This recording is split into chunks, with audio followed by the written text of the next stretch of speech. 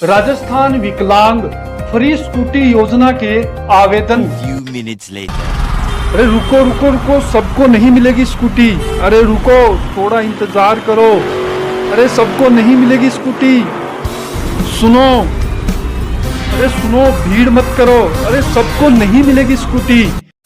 जी हाँ विकलांग साथियों, अगर आप भी इस प्रकार लोगों की भीड़ में शामिल हो गए हो और आप भी यह कह रहे हो कि स्कूटी मुझको मिलेगी और कोई कह रहा है स्कूटी मुझको मिलेगी, तो आज आप हमें सिर्फ 5 मिनट दे दो और तसल्ली से इस वीडियो को पूरा देख लो।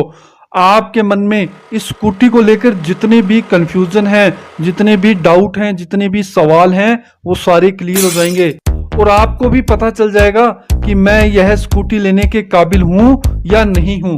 दिव्यांग फ्री स्कूटी, अगर आप भी, रुको, पहले चैनल को तो सब्सक्राइब कर लो, नोटिफिकेशन बेल को तो दबा दो। अब बताते हैं आपको, नहीं मिलेगी फ्री स्कूटी अगर आपकी उम्र 45 साल से अधिक है। क्यों?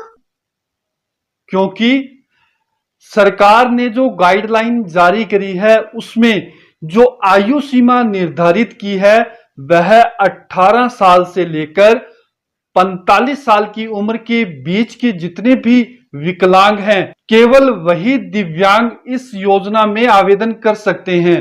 अगर आपकी 45 साल से उम्र एक दिन भी ज्यादा है तो आप इस योजना में आवेदन नहीं कर सकते।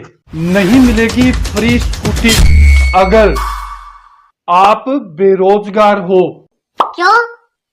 क्योंकि जिसकी उम्र 18 से 45 साल के बीच में है और वो कहीं किसी भी फर्म या दुकान पर अगर कहीं काम करता है, रोजगार करता है, तो उसे ही स्कूटी मिलेगी। क्योंकि सरकार ने इसमें जितने भी रोजगार करने वाले हैं उनसे एक रोजगार प्रमाण पत्र मांगा है कि जहां वो काम करते हैं वहां से उनको एक रोजगार प्रमाण पत्र बनवाना पड़ेगा। नहीं मिलेगी फ्री स्कूटी अगर आप रेगुलर स्टूडेंट नहीं हो। क्यों? क्योंकि इसके लिए सरकार ने उनसे अध्ययन प्रमाण पत्र मांगा है। अगर आप रेगुलर जाते हो तभी आप अध्ययन प्रमाण पत्र बनवा सकते हो।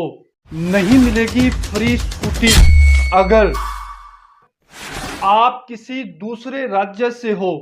क्यों? क्योंकि यह योजना केवल राजस्थान राज्य के विकलांगों के लिए सरकार ने लागू की है। इसमें केवल राजस्थान राज्य के ही विकलांग आवेदन कर सकते हैं। किसी भी दूसरे राज्य का विकलांग इसमें आवेदन नहीं कर सकता। नहीं मिलेगी फ्री स्कूटी अगर आपने इस 8 वर्ष की अवधि के अंदर केंद्र सरकार या राज्य सरकार की किसी भी फ्री स्कूटी योजना या मोटराइज्ड ट्राईसाइकिल योजना में आवेदन किया है। क्यों? क्योंकि सरकार ने इसमें आपसे एक शपथ पत्र मांगा है। अगर आपने इस अवधि के दौरान अगर कोई भी स्कूटी ली है तो आप इसमें आवेदन नहीं कर सकते। अगर आपने कोई भी योजना का लाभ नहीं लिया है तो ही आप इसमें आवेदन कर सकते हैं।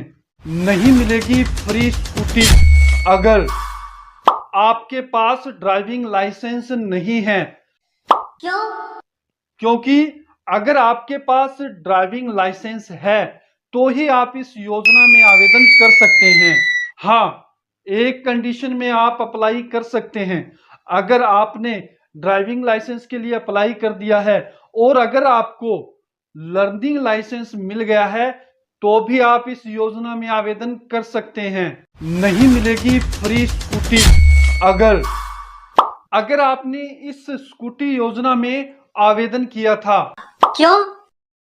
क्योंकि अगर आपने इस स्कूटी योजना में पिछले साल यानी कि 2023 में या 22 में आवेदन किया था और आपका फॉर्म सबमिट हो गया था तो पहले आपको अपनी SSO ID से उस आवेदन को डिलीट करना पड़ेगा। उसके बाद ही आप इस योजना में फॉर्म भर सकते हैं।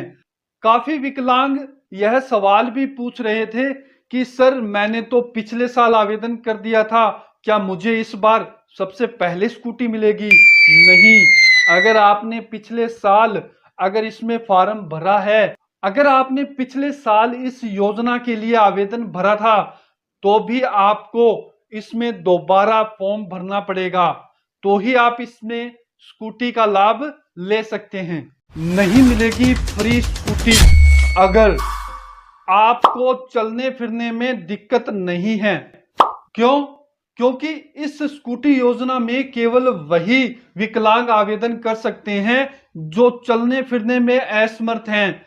दिव्यांग बार बार यही सवाल पूछ रहे हैं कि सर मैं लो विजन हूं, मेरा एक हाथ कटा हुआ है, मुझे कम सुनाई देता है। अरे भाई नहीं, सरकार ने साफ साफ बड़े बड़े अक्षरों में इसका जो ऑफिशियल नोटिफिकेशन जारी किया था उसमें लिखा हुआ था कि केवल चलने फिरने में असमर्थ विकलांग ही इसमें आवेदन कर सकते हैं। नहीं मिलेगी फ्री स्कूटी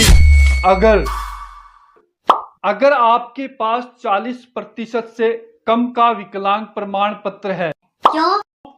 क्योंकि अगर आपके पास 40% से कम का विकलांग प्रमाण पत्र है तो आप इस योजना में आवेदन नहीं कर सकते, आप बेंचमार्क डिसेबिलिटी में नहीं आते हैं।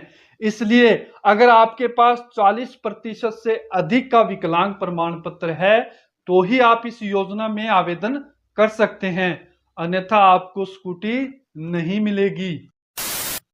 अब आई बात समझ में कि किसको स्कूटी मिलेगी और किसको स्कूटी नहीं मिलेगी।